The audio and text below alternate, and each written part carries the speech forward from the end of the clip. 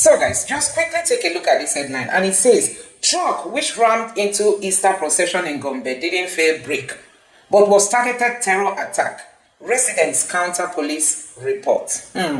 Nigerian police is already protecting them. All the security agencies keep defending these people. That's why they are granting them pardon.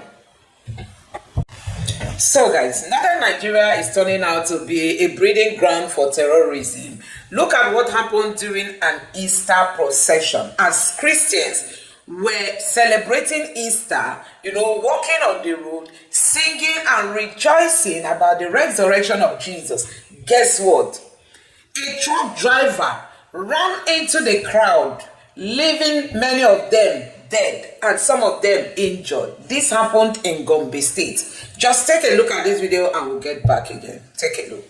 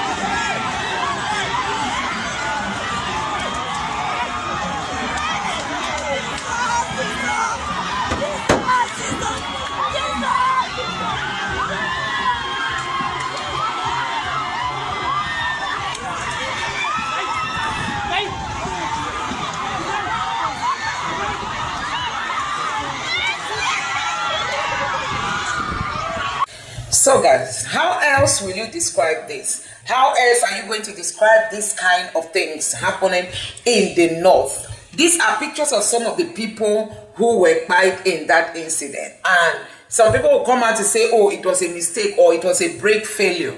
I live here in the United States. I was at work. They called me on the phone that Fulani people have kidnapped my brother. Wow. My mother, who was 80 years old, was crying profusely. And somebody will come here to talk rubbish. Listen, Fulani people are doing all these things because other citizens cannot carry arms. If it is possible, I will buy AK-47 and will hunt them down. Yes. I was working my ass up here. Somebody who didn't do nothing for me from nowhere came to my village, kidnapped my brother. And somebody will say, you don't even know who they are. You don't know where they are coming from. My immediate older brother, he lived in the north. He lived in Gaidam. He speaks Hausa. He speaks Fula fluently. When they contacted him, he spoke the language. The ransom came down. Okay? And somebody will come here to talk rubbish because he has never been affected. Huh? What are you telling me? And the man, the Pula man or whatever, Pulo, he said, when you compare the people who have been killed in Castina and people who have been killed in the south, he's trying to compare it like Igbo women, when they want to cook fufu, there is a way they, massage it before they, that's what he's trying to do. He don't want to condemn him. Even you, Dr. Perry, you don't want to condemn this act. You are trying to cover everything up. Listen, the stigma that is coming to Fulani people, you cannot control it. It's already there. It's coming. It's not about whichever way you try to romance the world or whatever. Okay? I'm bitter. I'm pissed for real. I'm pissed. Why would I work for a whole year and I will send the money back home just to save my brother's life because of Fulani who came from nowhere, and you are here trying to rigmarole, speak grammar? Eh? If I see you one-on-one, you speak like this, I will fight you for real. I will. And you are asking Jagun, has he killed somebody before? Can he kill? So it's only Fulani that knows how to kill. Fuck you, man. Then I can then open. The channel home needed. I home needed. The channel home needed.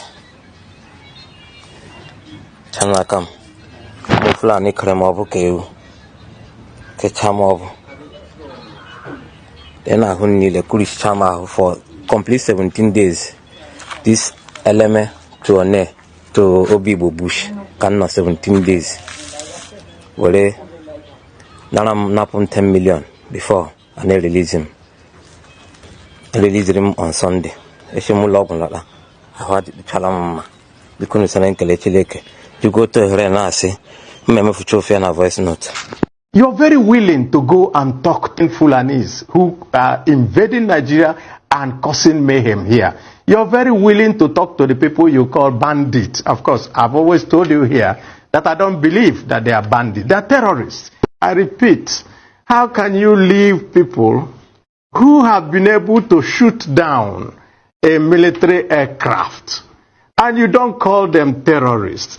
And you now say, oh, these ones who are running around here are terrorists and you will never talk to them. Yet, you are talking to those who shot down an aircraft. And so that is where the problem is. If Benue State is not one of the most peaceful states in this country, if Benue State is not one of the most peaceful states in this country, I swear to God, we will not be facing what we are facing. Because tell me why Fulani people will be killing us in Benue State without the federal government saying anything. They just killed only 16 people, only 16 people in Edo State. And look at the chaos you people are causing online. Look at the chaos you people are causing online. I just remembered one guy now that I knew. This guy lost his whole family in one church because of Fulani herdsmen. That is the reason why I'm even crying now. I'm not even crying because of one stupid people that they killed in Edo State. I'm just crying now that I remember somebody that lost his entire family due to Fulani herdsmen, and the federal government are not doing anything. We in Benue State are suffering. We are suffering in Benue State until hell let loose, and you people will know that we are not normal again because of what we have been facing. You people are very, very stupid in this state, idiot people. Can you imagine? In the crowd, Christians on the road of Gombe, celebrating Easter, singing, rejoicing, walking on the road. You know the normal procession that used to happen during Easter. That was what they were doing. Guess what? A truck driver ran into them and left many of them by. So guys, you see all these people, the Nigerian government is granting pardon. How do you grant somebody easy pardon who has this ideology that Nigeria is not supposed to exist as a Christian nation? They have this notion in them that every Christian is an infidel. They have this ideology that the entire Nigeria must be a Muslim country. And that is why you've seen them displacing people all over the places, like in Benue and other places, Plateau State, displacing people. And you don't see anybody speaking. The government is not talking. The northern leaders are not talking. The Islamic leaders are not talking. All the religious leaders have suddenly gone mum. They have suddenly become quiet. Even though they know that what these Fulani herdsmen and those they call bandits are doing is wrong. So guys, we cannot continue like this as a country. Looking at what is happening in Nigeria today is really so heartbreaking. How come we have allowed these terrorists to gain more ground? The government is not even understanding what is happening. These people, they already have their strategy on ground. We recruit you, after some time, go and surrender, they'll grant you pardon. They are sowing more seeds into the society.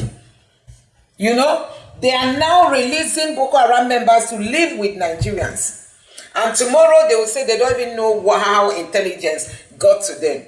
Boko Haram is now directly and indirectly releasing their fighters into the society through this government program in the name of pardoning them, and then they will be released into the society.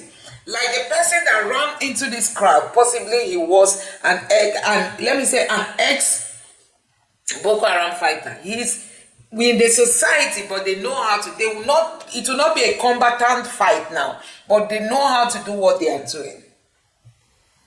So guys, Nigerian government appears not to be intelligent. The military appears not to be intelligent. Tell me how you will continue to pardon Boko Haram people and you think it will not be backfiring. They are pardoning them, bringing them into the society, bringing them back into the society, and you are going to be seeing a lot of these local attacks happening because these people are being planted into the society. Don't forget the sniper who shared his experience on Twitter recently. He said because he was spying many Boko Haram members, a fellow soldier shot at him. I mean, use gun to shoot at him, telling him to stop killing Boko Haram people. That's what a sniper, an ex-military man, came out to reveal. Because he is a sniper, or he was a sniper, and he could aim perfectly well at Boko Haram members, no matter where they are, no matter the distance, that a fellow soldier shot at him and tell him not to keep killing Boko Haram fighters. So you can see that these people are well coordinated. They've infiltrated the military, they've infiltrated the security agencies, they've infiltrated everywhere. And the military is helping them now by releasing Boko Haram members. You know, recently they released 800. Again, now they've released 309. In the time of Buhari, how many were released? I've forgotten the figures. But under Tinubu, at least we've seen these 2 batches being released. Also, in Kaduna State, the Kaduna governor pardoned bandits and said he's going to work with the federal government to give them rehabilitation. Has it stopped banditry in the north? Has it stopped banditry in Kaduna State? So these people are just taking the shortest route. But guess what? It's going to backfire, because this is not what Nigerians expected from this government. So guys, let me know what you think about all this happening in the north. Do you think this is leadership? Releasing Boko Haram members back into the society. And at the end of the day, they will be buying civilians. So guys, now reacting to the other clips that you watched. You saw the guy who was filming, talking about how his sibling was kidnapped. And these people were calling money. Not until they called his senior brother, who is living in the north, who understands the language, that now spoke to them, they now brought down the millions they were calling. You see, Nigerians always give space for all these things to happen. Look at what is happening in Yoruba land now. A very, very youth leader came out to say these people, their camps are in so many places in Yoruba land. All the leaders are now quiet, possibly because Payo Adebanjo is late. He's late now. Nobody's talking about it again. Normally, on a normal day, somebody came out from the Boko Haram kidnap den and gave you information that they have several of these den across the state. Just in one state too. They have so many kidnappers then. And the leaders are all silent. The security agencies did not see that as somebody giving them intelligence. They didn't act on it, and everything, life continues. Before you know it now, they will kidnap more people in the same Yoruba land. Not because they were not given enough information, but because we will always refuse to act. And that is why these northerners are more smarter than the southerners. You are buying, you still stay there, and they keep buying you. No action, no reaction, you are not doing anything. Why won't the buying continue? They are taking advantage of the docility of the southerners, because they will always come back. Even if, look at what happened in Owo Church when these Fulani headers stormed Owo Church, 5 people there. What has happened since then? Nothing. The same Ondo State is still under attack. We saw residents the other day fleeing Ondo community because of herdsmen. The same Ondo State is where they kidnapped this very youth leader. And he came out to say these people have so many then. They have so many camps. Nobody is doing anything. They've already understood that the southerners are lazy in terms of tackling insecurity. They are so lazy, and the security agencies are not helping out. Look at Amotekun that was created in Yoruba land. It's almost dead.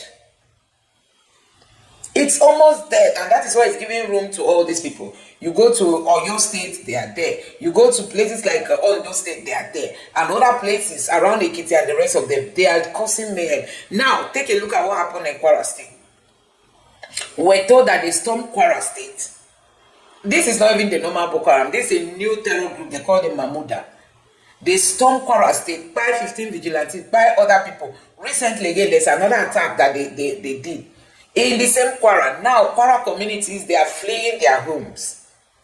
Just like in Ondo State. Kwara is, let's call it a Yoruba land. But see what's happening. Some of these people are coming from far, far countries, not even Nigeria. But because they have their accomplices here in Nigeria, they easily invade communities, do whatever they are doing, go without any one Fulani man undergoing prosecution. I'm just wondering, Buhari is no longer in power. How are these people protected? Is there any covenant that you must enter? That if you become president, you are going to protect the Fulanis, even when they are causing this level of mayhem. So guys, I don't know what you make of all these things. Let me know your honest reaction to this. And you've also seen what Senator Baribe said. That people who shot down military jets, today they are being granted pardon. But people who are fighting for secession, they are being called Boko Haram. They are being called terrorists. That's the Nigeria of today. There is no sincerity among our leaders. They are scared because of their political gain. Nobody wants to call a spade a spade. They are just looking at their political future. They don't want to be stopped. That's why they will refuse to say the truth. And now you saw the Igbo man who was kidnapped by the Fulanis. They tied him for days. Thank God he didn't die. With such level of injury, even after coming back from the hospital, it means it was just God who kept him. Anyway, guys, let me know what you think about all this happening in Nigeria, in Igbo land, in other places in Nigeria. Let me know your thoughts on how the government is able to keep quiet and to pamper all these things happening in Nigeria. Let me know your thoughts in the comment section below. Please don't forget to subscribe to the channel, turn on the notification bell. Please give this video a like so that YouTube can recommend it to others. And drop your thoughts in the comment section below. Thank you.